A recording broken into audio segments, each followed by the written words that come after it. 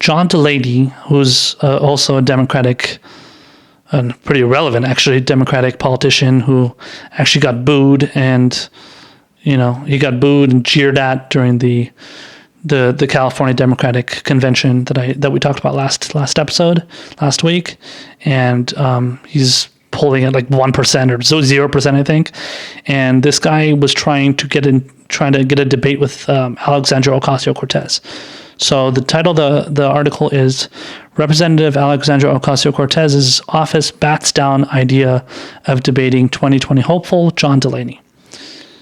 It says, though it provided a spark for 2020 hopeful John Delaney's candidacy, the former Maryland Congressman's request to debate New York Representative Alexandria Ocasio Cortez on one of the most important issues to American voters, healthcare, was met with a blunt no from the freshman Democrat's office. Lord no, said Corbin Trent, communications director for Ocasio Cortez. I think she's said her piece. Trent added that he expected Ocasio Cortez would continue engaging in the debate around healthcare. Though both Delaney and Ocasio Cortez support universal healthcare access for Americans, I don't think Alexandria Ocasio Cortez supports healthcare access. Access is a different thing. I'm sure John Delaney supports access, though, of course, because he doesn't support just universal coverage. Yeah. Let's see, universal healthcare access for Americans. The two Democrats stand on opposite ends over how to get there, and their differences showed on Twitter Sunday when Ocasio-Cortez said Delaney's announcement of Medicare-for-all was cause for, quote, elimination from the 2020 race. Since there's so many people running for president and not enough for Senate, instead of obsessing over who's a, quote, frontrunner, maybe we can start with some general eliminations. This awful, untrue line got booed for a full minute. John Delaney, thank you, but please sashay away. Ocasio-Cortez said alongside a video of Delaney receiving loud and drawn-out boos during his speech before California Democrats over the weekend. In the speech, Delaney denounced Medicare-for-all as, quote, not good policy. Delaney, a moderate 2020 candidate and former congressman from Maryland, criticized the policy because it lacks a private insurance option. No shit. So it lacks a private insurance option, while Ocasio-Cortez, the widely covered New Democrat on Capitol Hill and self-described Democrat socialist, has firmly staked her ground on support for a national single-payer healthcare policy. Delaney responded by asking Ocasio-Cortez for a debate, which became the candidate's most popular tweet to date. His campaign confirmed, yeah, I'm sure. In a phone interview with ABC News, Delaney described Ocasio-Cortez's decision not to debate as, quote, too bad. I think that's too bad because I think healthcare is the most important issue facing the American people, and she obviously has an issue with my plan. Based on that, she tweeted that thing at me, and I would have loved to debate it because I think these things should be a battle of ideas, John Delaney said in a phone interview with ABC News. We shouldn't settle this on Twitter. We should settle this with a real debate in front of the American people. That's our job, Delaney said earlier in the day on Twitter.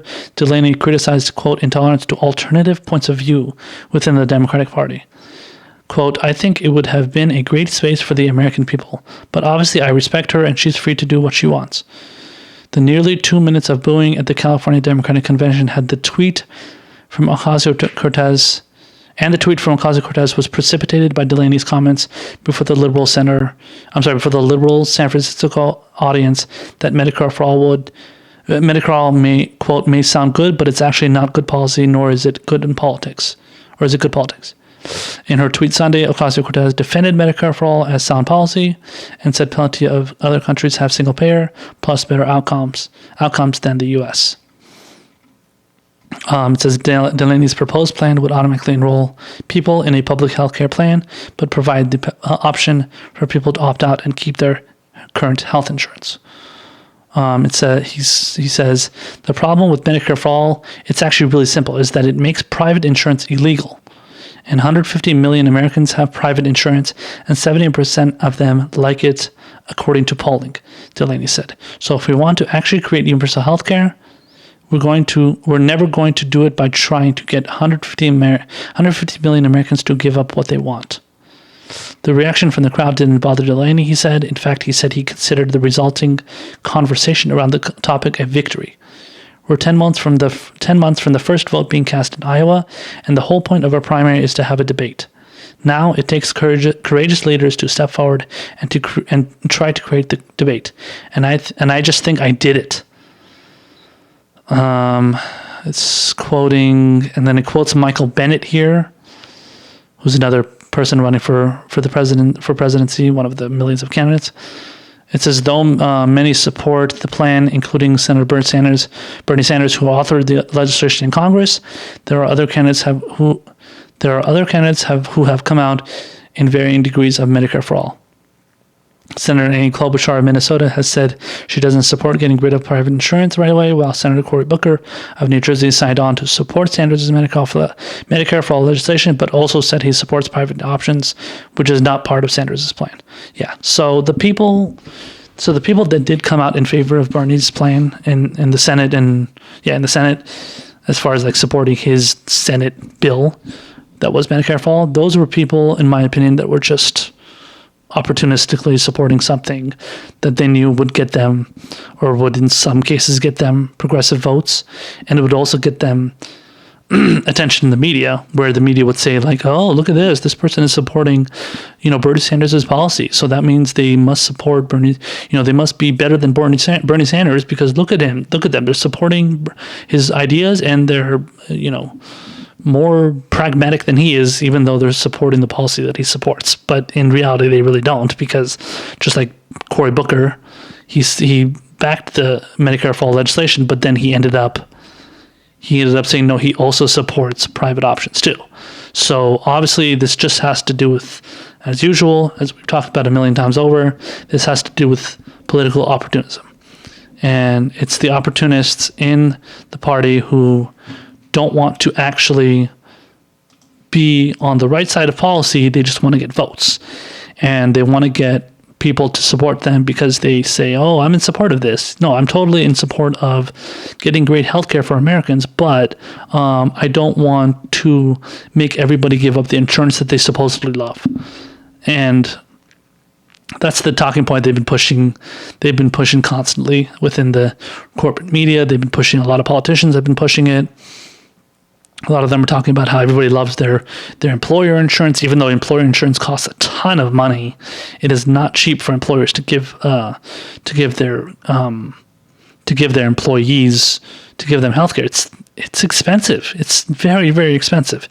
And the idea that people want to keep that, okay, maybe they do, but obviously they don't know about how great Medicare for all is and how great it is in all these other industrialized countries, all these other, countries that have it. So obviously they've just bought into the idea of that, whatever healthcare I have right now is great. Yeah, but how about the healthcare that's great in other countries, that other industrialized nations have them, that gives them even better care and doesn't ration care, doesn't, give them ridiculous amounts of co-pays and premiums and all that stuff. So polling people that say like, oh yeah, my healthcare is awesome. Yeah, but like, what if you have the chance of getting even something even better than that? So people will say, okay, so let's just do the public option, right? But the whole thing with the public option is it's the corporatist centrist middle ground, basically. So this was something that like this was something that a lot of people. So when President Obama was president, and he was kind of debating the whole idea of healthcare and stuff, he was pushing for it as like his alternative, because initially he was kind of supporting like the whole idea of like, government run healthcare. But then his pivot to that was, okay, I'll support a public option. And a lot of progressives were like, okay, we can support that. That's fine. If you want to do that, that's something that we can get behind, and that's something that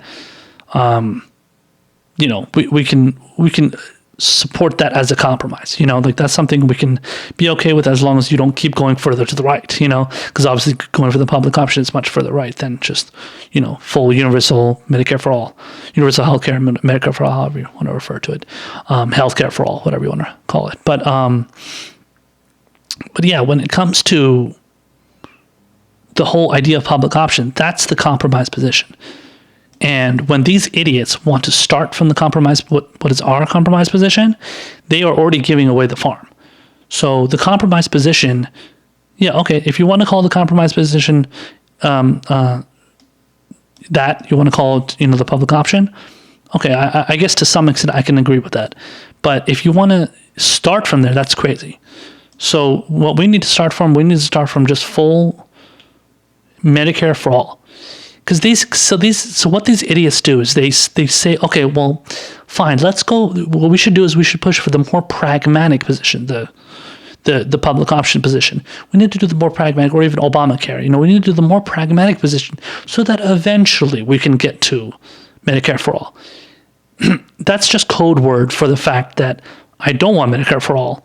I want to push for something that is as right-wing as possible, and I know that if I do something that's going to be, too far, so if I'm going to do something that's obviously too far to the left, then obviously my donors aren't going to like that. Obviously, in the case of John Delaney, he's obviously sold out to some sort of, some sort of corporate donors and stuff. And by the way, this is a guy that was. He was the head of a healthcare organization. It was Healthcare Financial Partners. He co-founded this organization. HSFP was the short name for it, Healthcare Financial Partners. And their job was to make loans available to smaller-sized healthcare service providers, purportedly ignored by larger banks. And he also co-founded a company called Capital Source, a commercial lender headquartered in Chevy Chase, Maryland.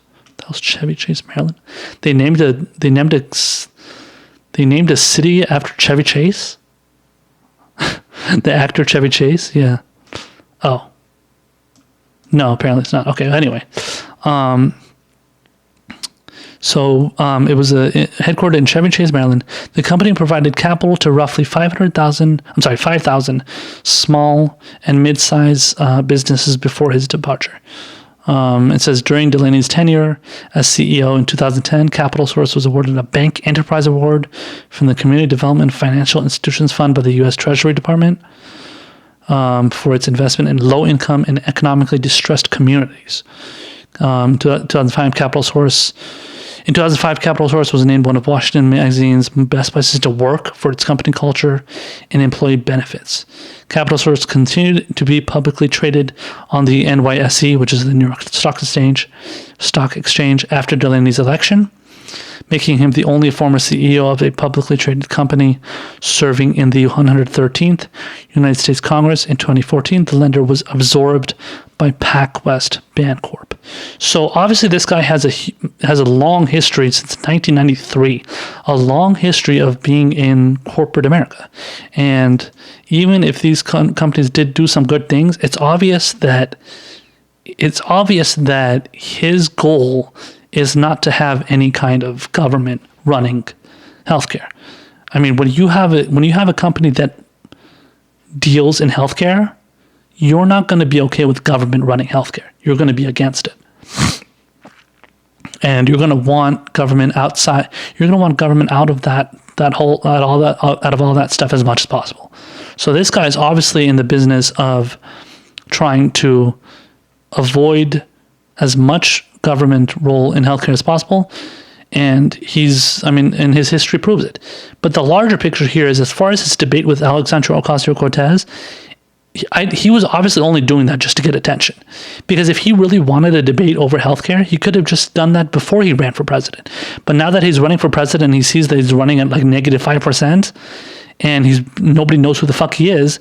Obviously, he's trying to get attention by debating what many would see as the most well-known and popular, not popular, but most well-known, member of Congress, who is Alexandria Ocasio Cortez, who has 4.4 or 4.5 million followers on Twitter, and she's very well known, and she's people know who she is, and they probably, a lot of people want to try and defeat her and stuff, and try and, fight against her policies that she's fighting for, which in this case is Medicare-for-all, which is great.